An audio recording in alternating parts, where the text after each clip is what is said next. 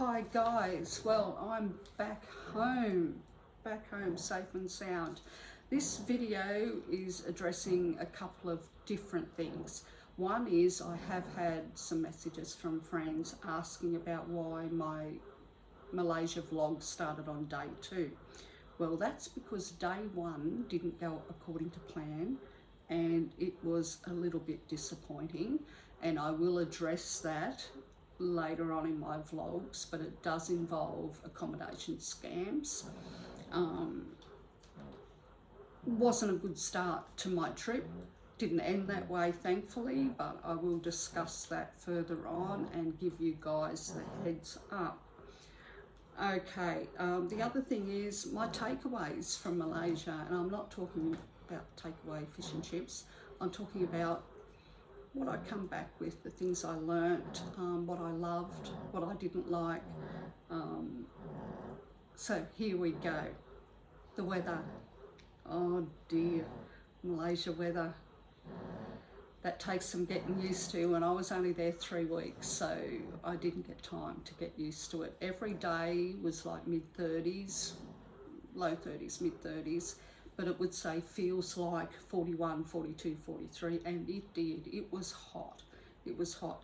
Had I known exactly how intense it would have been, or that it was, I would have changed my itinerary and maybe tried to adjust to, what you need to do. And what you need to do is you need to get up early in the morning and go out and do the outdoors stuff, like going to the botanical gardens, going to the zoo, anything you want to do outdoors, you want to get that done in the morning, because when 11 a.m. to noon comes, you need to be back in your hotel with the AC on, relaxing and getting ready for the night time, because the night time is when it all happens. So that's the only bad thing I've got to say about Malaysia. The people are lovely, like really, really, really nice, apart from the couple of people who scammed me and promised things that they didn't deliver. The other people were lovely. I absolutely love the people in Malaysia. And I've seen vlogs where people say, oh, they're so happy, they're fake. Nah, they're just happy. Okay, they're not fake, they're just happy. The fact that you think that being happy is fake is on you. Eh? Yeah, let's not go there anymore. So one of the main things as an older woman travelling, makeup. Don't take it. Don't even bother taking it, honestly, apart from a little bit of compact powder to sort of sponge on your face, while at the same time maybe sponging the sweat. Yeah, okay. A bit of lippy. Yeah, okay. Don't bother with the rest. Eh? Especially mascara and eyeliner. You can put that on in the morning, you walk outside, half an hour later you'll be wondering why people are sort of looking at you. Yeah, hey girl, it's because all that stuff's running down your face, so you look a right mess. So what I ended up doing is I went and got, well, I didn't intend to get my eyelashes done. What I wanted to do was get my nails. I get acrylic nails, I have been for years. I wanted to get them infilled, and I went to Berjaya Times Square, just while we're on the subject of Berjaya Times Square. This thing's huge. It's about 8 stories, maybe 10 stories high. It's that big. It's got an indoor theme park. That says it all. But anyway, I found somewhere there to do my infills. So I'll show you. Look, they're still there. That's like 2 weeks ago. And we've done something different, and 3 different shades of pink, and I think they still look lovely. Really, really cheap. I can't remember, but it was really, really cheap. And while I was there, I saw their sort of menu, and it was like applying eyelashes. I said, well, I've never had that done before, and the mascara ain't working for me. So I went for it, and look, they're still there. A couple of weeks later, loved it.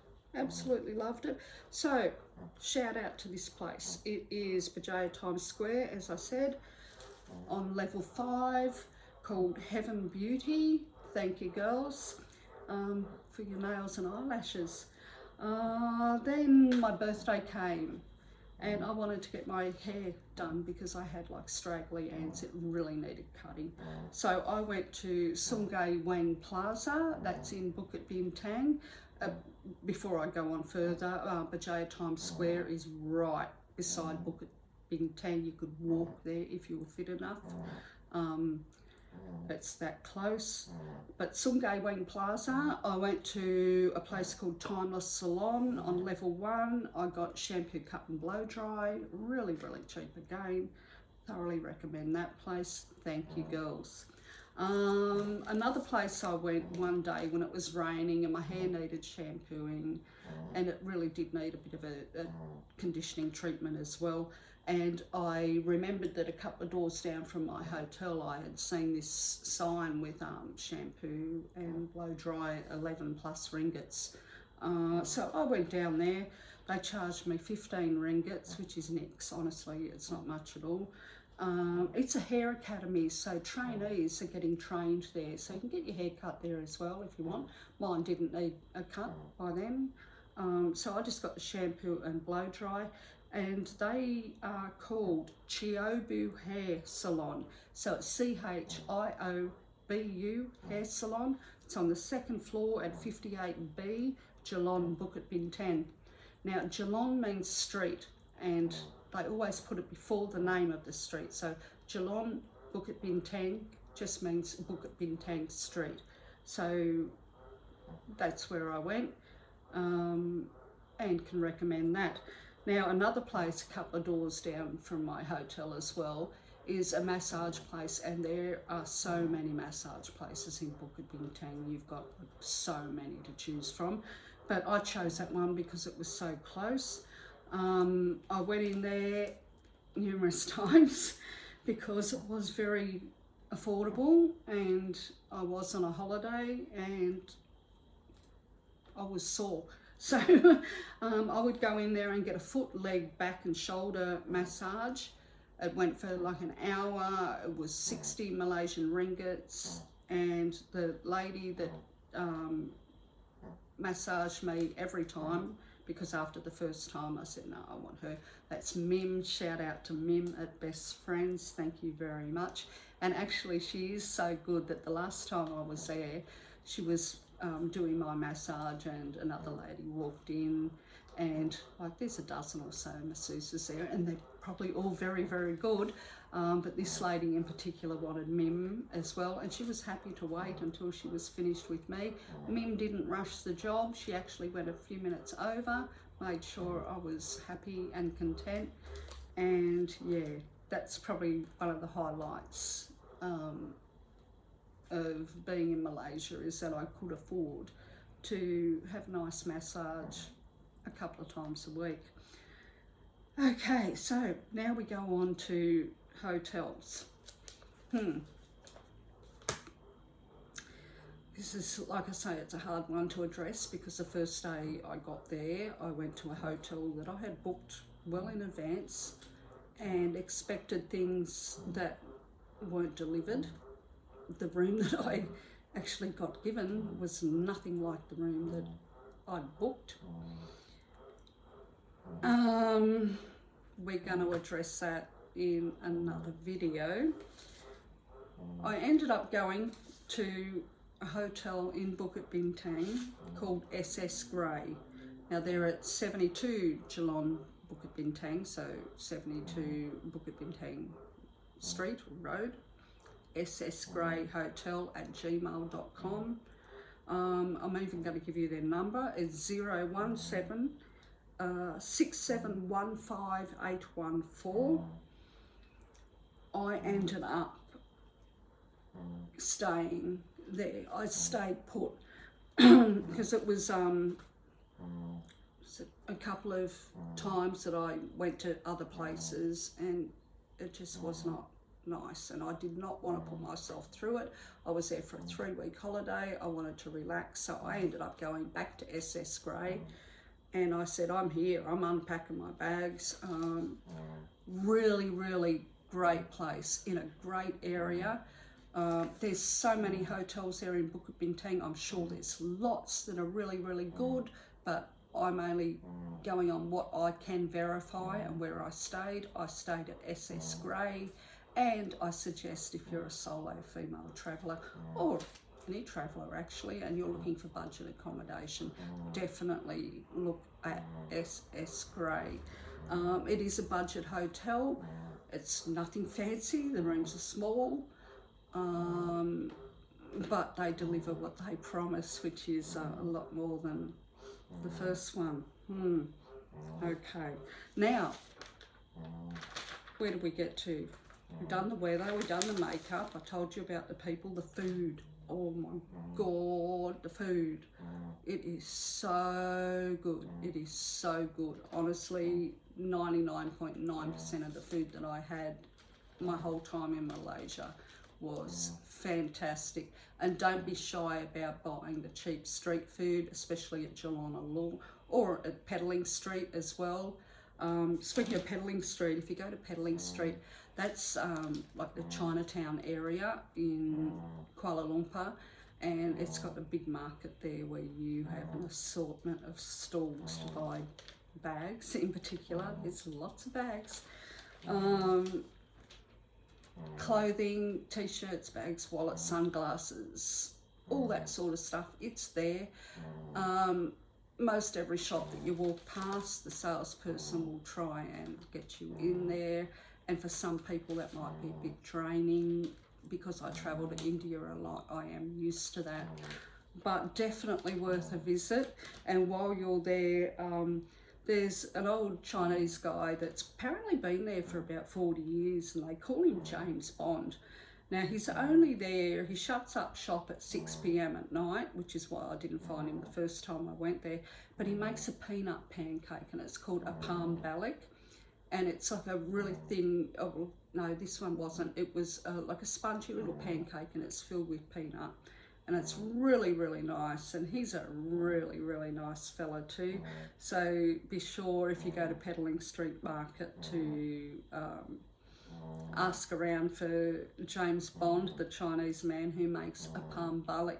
And I'm talking like, I think it was like 2 ringgits or something for a little pancake. It was just really nice. Yeah, I didn't have any bad food at all there either. But you can get street food. Also, if you want high-end food, there's another place there that I'm going to vouch for. It's called Mona Lisa. And you walk in there, it's got beautiful crystal chandeliers. It's got a really, really nice menu, which includes things like Wagyu beef steak sandwiches, tempura battered oysters, mushroom croquettes topped with truffle. You know where I'm going here, eh? It is really, really nice. It is high-end, but it's affordable high-end. The food that I got there, I would never have been able to afford back here in Australia. It was really, really nice. The people were really, really nice. And it's just a great place to sort of, you know, up the ante a bit if you want to treat yourself to something special. Now, where do we go? Oh, vloggers. Before I went, I watched so many YouTube videos, learning as much as I could about Malaysia. So here's a couple of shout outs. These couple of guys, I'm pretty sure both of them are American, but they do spend a lot of time in Malaysia. So Traveling Solo Logs, hi Solo. He does some nice vlogs of Malaysia, in particular Kuala Lumpur. And Travel with Chris, they're mates, and they've done a couple of lives together on YouTube as well. They're pretty good value to watch about Malaysia and Kuala Lumpur, but in particular, if you're thinking about food in Kuala Lumpur, I started watching somebody called Malik Shamir. So it's MalikShameer, and he's also known as Best Foodie Forever on YouTube. he goes around and he's a local, and he gives reviews, honest reviews at that. He's not sponsored, of the food in Kuala Lumpur. And yeah, honestly, if you're planning to go to Malaysia, if you're planning to go to Kuala Lumpur, and if you're into food, definitely subscribe to Malik Shamir. I actually ran into him not once but twice, would you believe it, in that big city. Once I was walking around Kampong Baru, and I'm sort of vlogging as I'm going around. I'm going, is that, I don't know what it is, Malik Shamir. And I introduced myself to him, and he was lovely. He was so nice, such a stand-up guy. And he's doing, or he's just started doing food tours. And he had a couple of people with him, so I try not to take up too much of his time because I knew that he was working. But he was very, very nice, and you can find him, like just go onto YouTube, Malik Shamir, or type in Best Foodie Forever, you will find him. And then he has Instagram as well. So I think he said to me, if I go onto Instagram, you can follow him there, and if you want to arrange a food tour with him, yeah, he's the one to go for. But you know what? A few days later after that, I'm coming out of the elevator at Bukit Bintang station, the train station, and I'm walking out, and there he is standing there. I scratched my head. I said, how many people are there in this city? And I've ran into you twice in a matter of like 3 or 4 days. It was a little bit ironic. But yeah, definitely Malik Shamir for local food information. That's it for me. Oh no, there is another one.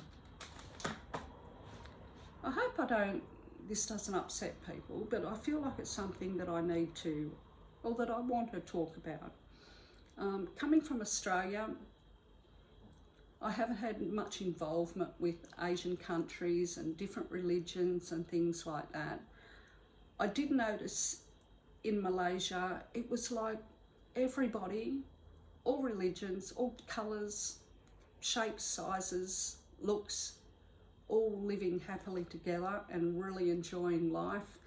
And and this is the thing that really shocked me a lot, that I would see Muslim women with their hijabs dancing on the streets to bands. And I actually saw one woman in her hijab, because like every block at Bukit Bintang there seemed to be somebody performing, and this lady was performing with a rock band, almost what I'd call a metal band, and she was singing with a hijab on, rocking it out.